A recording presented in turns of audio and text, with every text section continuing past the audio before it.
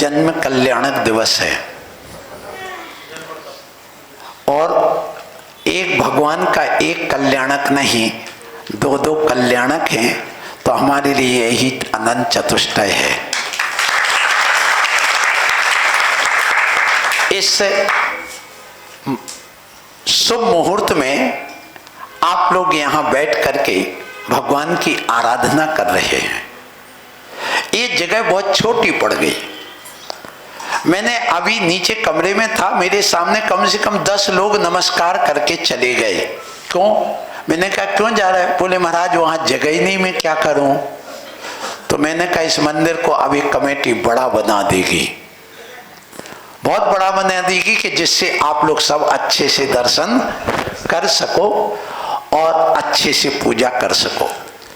आज इस शुभ मुहूर्त में सर्वप्रथम मैं ये कहूँगा कि भगवान पार्श्वनाथ का परिचय क्या है। तो भगवान पार्श्वनाथ के संबंध में आपने सुना है कि काशी में आपने जन्म लिया। पिता विश्वसेन, माता बामा देवी, ब्राह्मी भी कहते थे, और उनका गर्भ कल्याण वैशाख शुक्ला कृष्ण दूज को जन्म हुआ, नहीं गर्भ हुआ, और आज जो उग्र वंश में इनका जन्म हुआ, और आज है पौष कृष्णा 11 एकादशी। 9 हाथ की ऊंचाई। अब लोग आश्चर्य करते हैं कि 9 हाथ की ऊंचाई, आज के आदमी तो 9 हाथ के हो नहीं सकते। यद्यपि प्रत्येक आदमी अपनी ऊंचाई से का 3.5 हाथ का ही होता है। आदिनाथ भगवान भी 3.5 हाथ के थे। किसकी ऊंचाई से? अपनी से। उसको कहते उच्छेद आंगुल। उच्छेद माने जिस व्यक्ति की जितनी ऊंचाई है वह अपना एक बच्चा भी 3.5 हाथ का होगा, एक आदमी भी 3.5 हाथ का होगा, एक हाथी भी, हाथी के बराबर ऊंचा भी चला जाए वो भी 3.5 हाथ का होगा। क्योंकि जिसकी जितनी ऊंचाई होती है उससे वह उतना ही ऊंचाई वाला होता है, जिसको कहते उच्छेद आंगुल। एक प्रमाण आंगुल होता है, मतलब प्रमाण, जैसे सेंटीमीटर जिसको अपन कहते हैं, वो प्रमाण अंगुल कहलाता है। और उच्छेद अंगुल अपनी ऊंचाई की, स्वयं की ऊंचाई का जो माप होता है उसको उच्छेद अंगुल कहते हैं। तो ये 7 हाथ प्रमाण अंगुल से चलते हैं, 9 हाथ प्रमाण अंगुल से चलते हैं। अब यदि आपके मन में आया क्या ये बात सत्य है कि झूठ है, तो ये बात सत्य है कि भगवान पार्श्वनाथ 9 हाथ के थे। क्यों सत्य है? भगवान महावीर स्वामी कितने हाथ के थे? 7 हाथ के थे। ये भी सत्य है। क्यों सत्य है?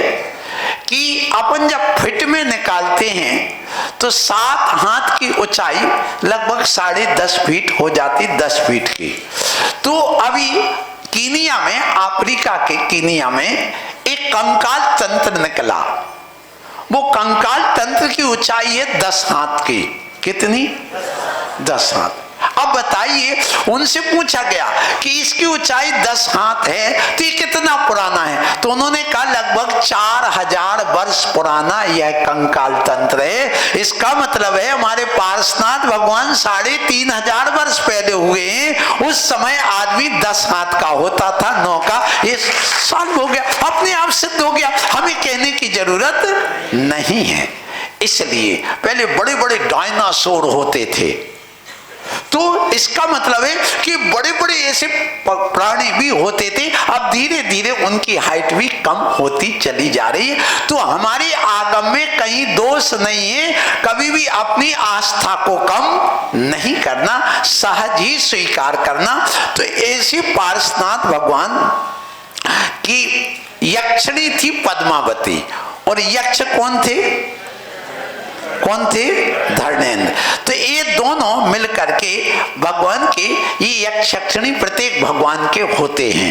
ये इसलिए कह रहा हूं कि हमारे यहाँ जो यक्ष यक्षिणी होते हैं वो 24 यक्ष और 24 यक्षिणी होते हैं। इसके अलावा कामदेव के अलग होते हैं, और जो नारायण प्रति नारायण के होते वो अलग होते हैं, और चक्रवर्ती के अलग होते। तो ये 3 और जुड़ जाते हैं, तो कुल 27 हो हो जाते। और यही हिंदू समाज में जो नवरात्रि आती है उसमें इन देवियों की आराधना की जाती। बस इतना है। हम जिनेंद्र भगवान की आराधना करते हैं। वो जो लौकिक हमें जो ग्रह शांति है, हमारे घर में बाधाएं हैं, उनको सांसारिक विकल्प जालों को दूर करने में इन देवी देवताओं के पास में शापानुग्रह शक्ति होने से, अवधि ज्ञान होने से वो तुम्हारे लिए प्रत्यक्ष जल्दी बता देते और आप लोग उस चमत्कार को नमस्कार करके जल्दी प्रभावित हो जाते हो। लेकिन सम्यक दृष्टि जीव कहता है हमें, जैसे एक व्यक्ति ने एक डंडा मारा कुत्ते को, तो कुत्ता किसको पकड़ेगा? डंडे को। और एक व्यक्ति ने शेर को डंडा मारा तो शेर किसको पकड़ेगा? व्यक्ति को पकड़ेगा, डंडे को नहीं पकड़ेगा। तो दो प्रकार के व्यक्ति, एक मूल को पकड़ते हैं और एक भूल को पकड़ते हैं। तो हम सम्यक दृष्टि जीव हैं, हम मूल को पकड़ते हैं जिन देवी देवताओं के द्वारा हे भगवान आप पूजित हैं, हम तो आपकी पूजा करेंगे तो अपने आप हमारे सब ग्रह बाधा दूर हो जाएगी। इसलिए हम जिनेंद्र भगवान की पूजा अर्चना करते। महादेव हमारे यही हैं 24 तीर्थंकर, ये ब्रह्मा हमारे यही है 24 तीर्थंकर, विष्णु हमारे यही है 24 तीर्थंकर। इसलिए ध्यान रखना इन भगवान की 1000 नाम सब इसमें गर्भित है, हमें कहीं भटकने की जरूरत नहीं है। इसलिए अपनी आस्था को मजबूत करके जिनेंद्र भगवान की पूजा अर्चना करिए और यहाँ आइए। और आकर के जैसे इन पार्श्वनाथ भगवान ने 100 वर्ष की आयु को प्राप्त किया, उन्होंने अपने जीवन काल में जो दीक्षा लेकर के केवल ज्ञान प्राप्त किया उन्होंने, वह चैत कृष्णा चौथ को और मोक्ष गए श्रावण शुक्ला सप्तमी को। ऐसे महान पार्श्वनाथ भगवान कहते हैं उन्होंने कितना उपसर्ग परिचय सहन किया। वो कहते हैं सुनो, आप लोगों को उनसे शिक्षा लेना, ये हमारे लिए जो कथाएं बताई जाती हैं कुछ अपने जीवन में शिक्षा लेने के लिए और शिक्षा लेकर के जीवन को बदलने के लिए होता है। तो उन्होंने कहा सुन लो, अपने जीवन में पीने के लिए यदि कोई चीज है तो क्या पीना? तो क्रोध को पी लेना, तो तुम भगवान पार्श्वनाथ बन जाओगे। जैसे कमठ ने कितना क्रोध किया, कितना उपसर्ग किया, तो वो पी गए तो आज हमारे लिए प्रिय बन गए। जो विपरीतताओं को पी जाता है वह प्रिय बन जाता है, और जो विपरीतताओं को प्रतिकार करने लग जाता है वह दुश्मन बन जाता है। इसलिए भगवान कहते हैं पार्श्वनाथ, आज उनका जन्म दिवस है, वो कहता पीना है तो क्रोध को पियो और खाना है तो किसको खाओ? बोले गम खाओ, गम खाओ, थोड़ी शांति रखो। तो गम को खाने वाला, गम को खाने वाला, शांति रखने वाला प्रिय हो जाता है। और यदि कहते लेना है तो क्या लो? तो वो कहते लेना है तो ज्ञान लो और बाकी तुम्हें लेने की जरूरत नहीं है। ज्ञान लोगे तो तुम भगवान बन जाओगे। और कहा गया ध्यान देना है तो क्या दो? तो बोले कुछ दान दे दो, और जो दान देता वो दानी हमेशा बड़ा होता है। इसलिए दान लेने वाले का हाथ नीचे होता है और देने वाले का ऊपर होता है। ध्यान रखो, एक समय मुनि महाराज भी अपने आप में हीनता महसूस करते हैं। जैसे ग्रस्त अपनी इंद्रिय सुख की वासना के लिए, उस पूर्ति के लिए पत्नी के चरणों में पड़ करके दीनहीन हो जाता है, उसी प्रकार मुनि महाराज भी जिस समय पेट की बात आती है उस समय ये महाराजा भी दीन हो जाते हैं और उनका हाथ नीचे रहता और श्रावक का हाथ ऊपर हो जाता। आप दानी बन जाते हैं। अपने उस दान को कभी कम मत करना, उस स्वाभिमान को कभी कम मत करना। हमेशा ये सोचना मैं धन्य, आज एक मुनि महाराज के कर कमलों के ऊपर मेरा हाथ है और मैं इनको हाथ से अपने आहार दे रहा हूं। मेरे बराबर सौभाग्यशाली और दुनिया में नहीं हो सकता है, क्योंकि दान देने वाला बड़ा होता है। इसलिए सुन लो, बेटी का, कन्या का दान किया जाता। अब आप लोग एक अपनी धारणा बदल लेना।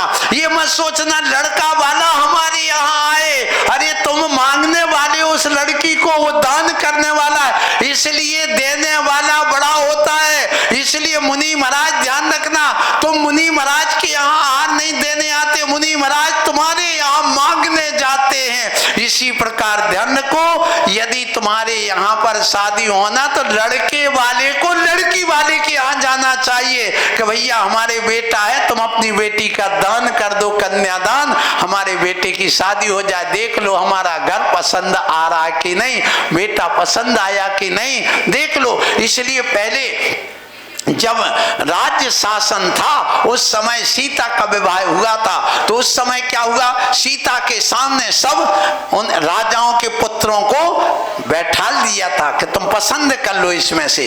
ऐसे ही आज के समय आप लोग इसमें मत बैठे रहना, हमारा बेटा है मैं बेटी वाले के यहाँ क्यों जाऊं मांगने के लिए, नहीं, आप एक बार नहीं 10 बार नाक घट्टो उस बेटी वाले के यहाँ, फिर शादी हो जाएगी तो फिर वो बेटी पत्नी बनने पर वह छोटी हो जाएगी और पति बड़ा हो जाएगा। सो तुम्हें बड़े बनना है तो पहले मांग करके उसको लाओ, फिर बड़े बनो। जैसे मुनि महाराज तुम्हारे यहाँ जाते पहले आहार करके आते, पर बड़े हो जाते और आशीर्वाद देने लग जाते हैं। ये रीति को समझिए, नीति को समझिए और आज इस प्रवचन के माध्यम से अपने जीवन में कुछ करने की बात करो। और आप कह रहे हैं भगवान कि देखो कहना है तो सत्य कहिए, सत्यवादी की कभी हार नहीं होती, सत्य में हो जयते, सत्य की हमेशा विजय होती है, सत्य पराजित नहीं होता है, परेशान हो सकता है लेकिन कभी पराजित नहीं होता है। सत्यवादी परेशान होता, हमेशा परेशान होता है, सत्यवादी की परीक्षा होती है, झूठ वाले की तो परीक्षा का सवाल ही नहीं, वो तो वैसे ही कोई फेल है। इसलिए ध्यान रखो, आप अपने जीवन में ये करिए। और करने के लिए दुनिया में यदि कोई चीज है तो दया करना, कहना है तो सत्य कहना, छोड़ना है तो मिथ्यात्व छोड़ देना, तुम्हारा कल्याण हो जाएगा। इसलिए आज यहाँ पर अपन देखें ऐसे पार्श्वनाथ भगवान की जो यहाँ पर आप लोग पूजा अर्चना कर रहे हैं आज उनके जन्म दिवस पर, आप जो यहाँ पर पार्श्वनाथ के अलावा यहाँ पर जो आप चंदा प्रभु भगवान की यहाँ पूजा अर्चना कर रहे हैं, आज तुम ग्रह शांति के लिए ये जो विधान कर रहे हो, नवग्रह आदि शांति के लिए, काल सर्प की शांति के लिए, बहुत अच्छा है, करना चाहिए। क्यों?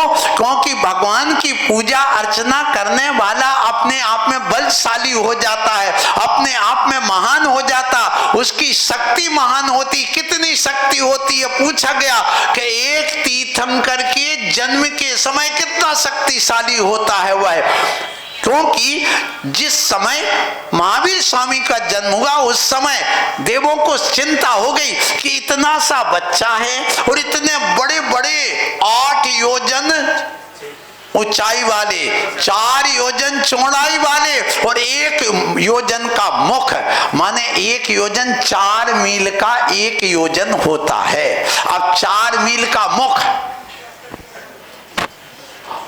और 48 मील का चौड़ाई और 84 मील की ऊंचाई, इतना बड़ा घड़ा पकड़ो, कोई बताओ, पकड़ करके वो जब डालेंगे तो जैसे आपके यहाँ पर मालूम हो ये बांध बंधा हुआ है, कौन सा सबसे बड़ा बांध कौन सा अपने यहाँ पर? टिहरी डैम। कौन सा? टिहरी डैम, जो हम उत्तराखंड में गए थे वहां देखने के लिए। तो बात ये आ गई कि जब उसको मान लो गेट खोल दें तो कैसा पानी बहता उसमें कि नदी भी उसके सामने छोटी पड़ जाती। ऐसा पानी डालेंगे तो बह नहीं जाएंगे? बोले नहीं बहेंगे। उनको संदेह हुआ तो उस समय परीक्षा भी ली और भगवान महावीर स्वामी उस समय पास हुए, और सुमेरु पर्वत भी हिलने लगा उनके अंगूठे मात्र थोड़े से दबा देने से। तो क्यों? क्योंकि उनकी शक्ति का आकलन किया गया हमारे यहाँ पर, कितनी शक्ति थी उनके पास। तो उन्होंने बताया कि देखिए 12 मल्ल में जितनी शक्ति होती उतनी 1 सांड में होती है, और 10 सांड में जितनी शक्ति होती उतनी 1 भैंसा में होती है, 10 भैंसा में जितनी शक्ति होती है उतनी 1 घोड़ा में होती है, और 1000 घोड़ा में जितनी जितनी शक्ति होती है उतनी एक हाथी में होती है, और फिर 500 हाथी में जितनी शक्ति होती है उतनी एक नाहर माने शेर में होती है। 1000 नहीं 500 नाहर में जितनी शक्ति होती इतनी एक अष्टापद में होती है, और 1000 अष्टापद में जितनी शक्ति होती है उतनी एक कामदेव में होती है, और 24 कामदेव में जितनी शक्ति होती है उतनी एक व्यंतर में होती है, और जितनी एक व्यंतर में हो जितनी कामदेव 24 कामदेव में कामदेव 24 होते ना, 24 कामदेव में होती है उतनी एक नारायण में होती है। 9 नारायण में जितनी शक्ति होती है उतनी एक चक्रवर्ती में होती है। 12 चक्रवर्ती में जितनी शक्ति होती है उतनी एक व्यंतर में होती है, और 1,00,000 व्यंतर में जितनी शक्ति होती है उतनी एक इंद्र में होती है, और जितनी एक नहीं असंख्यात इंद्रों में कह लो शक्ति होती है, जो भी जितने भवनालय 24 आदि इन सब की शक्ति मिला दो तो उस नवजात एक शिशु तीर्थंकर में शक्ति होती है। इतनी शक्ति उनकी हुआ करती है। उस शक्ति का आकलन बताया गया है। अब ऐसी शक्तिशाली तीर्थंकर की जन्म दिवस पर एक नहीं दो और जिन्होंने आज तप किया हो, दीक्षाली हो, इससे बड़ा मुहूर्त और क्या हो सकता है। आपकी शक्ति अपने आप उद्घाटित होगी। ये भूत पिशाच व्यंतर बाधाएं और ग्रह की बाधाएं अपने आप दूर हो जाएंगी। मेरा आशीर्वाद है।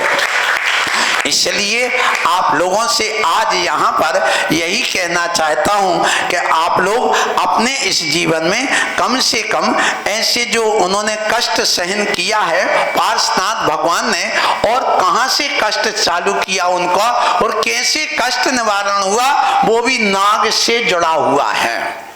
हिंदू समाज में नाग पंचमी का महत्व दिया गया है। इस काल सर्प योग के लिए अपने यहाँ पर भगवान पार्श्वनाथ से जुड़ा हुआ है। क्यों जुड़ा हुआ है कि जब पार्श्वनाथ भगवान ने एक नाग नागिन को बचाया, नमोकार मंत्र सुनाया, उनकी बाधा को दूर कर दिया, सो ये नाग नागिन का जो जोड़ा है, ये नाग नागिन के जोड़े के हिंदू समाज में वहां पर इसको रखा जाता, नाग नागिन को आप भी रखते हैं, आप भी पहनते हैं। तो सुनो, आपको यदि कुछ नहीं आता है तो आज मेरी बात सुन लेना। यद्यपि ये लौकिक व्यवहारिक क्रिया है, आध्यात्मिक क्रिया से हट करके है, लेकिन जब ज्योतिष की बात आती है तो इसको भी ज्योतिष की दृष्टि से स्वीकार करते, अध्यात्म की दृष्टि से स्वीकार नहीं करते हैं। इस ज्योतिष की दृष्टि से मैं बता रहा हूं कि देखिए, आपको मालूम जब मंदिर का वेदी का शिलान्यास होता है तो उस समय आप एक कलश रखते, कुंभ स्थापना करते, उसमें नाग नागिन के जोड़ा उसमें रखे जाते हैं, क्योंकि ये से धरती में नाग कुमार के देव रहते हैं, व्यंतर देव यहाँ पर रहते हैं, और इसी वजह से उसमें रख देते कि किसी प्रकार से प्रलय आदि आने पर भी वो सुरक्षित रह जाए। तो ये जैन दर्शन के अनुसार भी जो ज्योतिष की बात आती उसमें स्वीकार की गई। तो जो व्यक्ति आज यहाँ पर विधान करता है, और वो चीज जो भैया जी ने अभी नहीं बताई होगी लेकिन आगे आप कर सकते हैं। कभी भी जब हवन हो, हवन में एक आप नाग नागिन का जोड़ा, अर्थात नाग नागिन का जोड़ा कर तांबे का बना हुआ या चांदी का बना हुआ व्यक्ति, वो एक सांप जैसा अंगूठी होती, उसको ला करके आप यहाँ पर हवन में रख दें बाजू में, और उसके बाद में आप क्या करना कि उसको अपने अंगूठी के रूप में हाथ में पहन लें। वो कब तक पहने रहे? लगभग 1 साल तक पहन लें। फिर जब कभी भी शिलान्यास हो काय का, मंदिर का, उसको उतार करके उस शिलान्यास के उस कलश में डाल दो, तो कभी भी जिंदगी में तुम्हें काल सर्वयोग का कोई प्रभाव नहीं होगा। ये वहां पर ज्योतिष में बताया गया। मैं ज्योतिष की दृष्टि से कह रहा हूं, नहीं तो कल कोई कहे अरे महाराज ने कहा कि मिथ्यात्व की बातें बता दी। ये मिथ्यात्व की दृष्टि से नहीं बता रहा हूं, और ना अपने जैन अध्यात्म की दृष्टि से बता रहा हूं, ये ज्योतिष की दृष्टि से बता रहा हूं कि यदि कोई आपसे नाग नागिन के आप यहाँ वहां की बातों में जाते उसको छोड़ करके यहाँ इतना किया जा सकता, इससे ज्यादा नहीं कर सकते। लेकिन हवन में कभी भी इस नाग नागिन के जोड़े को नहीं डालना चाहिए। यदि डालते हो तो ध्यान रखना, तुम्हें कम से कम 6 महीने का सूतक लगना चाहिए। क्यों लगना चाहिए? किसी भी जीव की हत्या करना पाप है कि नहीं? महान पाप है ना। तो तुम डालते क्यों उसमें? क्या जरूरत है डालने की? इसलिए आप अपने जीवन में ये जो काल सर्प की जो बात आती यहाँ पर, हमने कल आपको बताया था, ये ग्रह स्थिति ऐसी बन जाती है कि राहु और केतु के कुंडली के एक भाग में पूरे दब जाते और एक कुंडली का आधा भाग पूरा खाली रह जाता। उसी का नाम क्या है? काल सर्प योग। और ये जो काल सर्प योग होता है ये 12 प्रकार का होता, एक प्रकार का नहीं, 12 प्रकार का। क्यों? क्योंकि कुंडली में 12 घर यानी कि भाव होते हैं। इसलिए पहले भाव में यदि पहले भाव से यदि काल सर्प योग हो, माने लग्न से यदि काल सर्प योग होगा तो उसको अनंत काल सर्प योग कहते हैं। दूसरे में यदि आ जाता है तो उसके लिए कुलिक काल सर्प योग कहते हैं। तीसरे भाव से प्रारंभ होता है तो उसको वासुकी काल सर्प योग कहते हैं। चौथे भाव से यदि काल सर्प योग प्रारंभ होता है तो शंखपाल काल सर्प योग कहते हैं। 5वें भाव से यदि काल सर्प योग प्रारंभ होता है तो उसको पद्म काल सर्प योग कहते हैं। 7वें भाव से यदि प्रारंभ होता है तो महापद्म काल सर्प योग कहते हैं। 8वें भाव से यदि प्रारंभ होता है तो उसके लिए तक्ष काल सर्प योग कहते हैं। और इसके बाद में 9वें से भाव से चालू होता है तो उसके लिए शंख नाद काल सर्प योग कहते हैं। 10वें भाव से प्रारंभ होता है तो घातक काल सर्प योग कहते हैं। 11वें भाव से यदि प्रारंभ होता है तो उसको विषाक्त काल सर्प योग कहते हैं। और 12वें भाव से यदि प्रारंभ होता है तो उसको शेषनाग काल सर्प योग कहते हैं। ऐसे 12 प्रकार का काल सर्प योग होता है जो आप शायद पहली बार सुन रहे होंगे।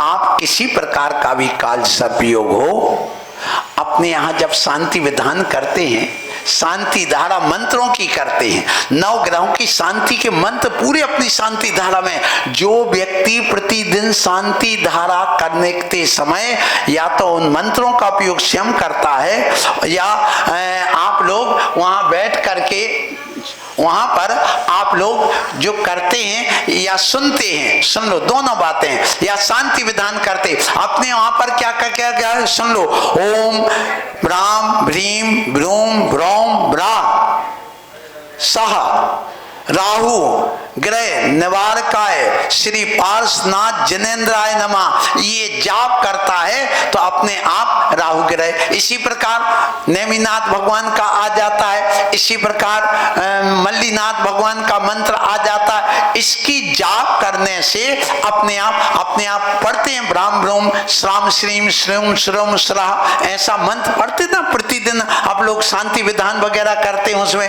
तो ये मंत्र जो है ये अपने जैनियों के मंत्र थे और वो जाकर के अलग अलग लोगों ने अपने जीवन में उतार लिए हैं। सो आज मैं आप लोगों से कहूं, समय बहुत हो गया, फिर भी आपसे इतना ही कहूंगा कि आपको अपने जीवन में बस इतना ही करना, काल सर्प योग वालों को काले वस्त्र नहीं पहनना चाहिए, काली वस्त्र धारण नहीं करना चाहिए 1 साल तक, और ना काले वस्त्र काला पदार्थ खाना चाहिए, बल्कि इसका दान करना चाहिए। जैसे मान लो तुम्हारे लिए लगता है कोई ने कहा काल सर्प योग है, तो क्या करना, आप काले वस्त्रों का त्याग कर दो और जो तुम्हारे रखे वो गरीब को दान कर दो।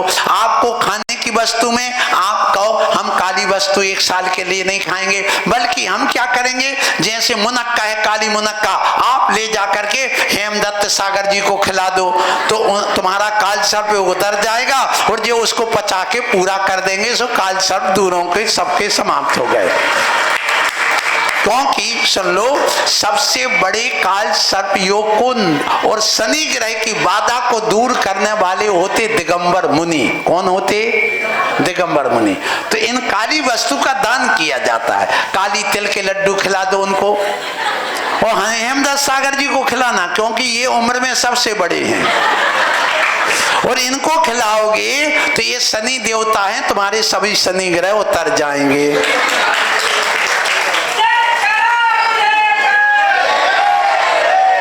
देखो हम भी 60 साल के हो गए, हम भी शनि देवता में आ गए, तो पक्की बात है। जो भी 60 साल से अधिक उम्र का होता है वो शनि देवता बन जाता है। आपको मालूम कि नहीं? ये बात नहीं सुनी तुम लोगों ने? सुनिए, ज्योतिष में अब क्या क्या सुनाएंगे, एक दिन में अभी विधान भी करना है।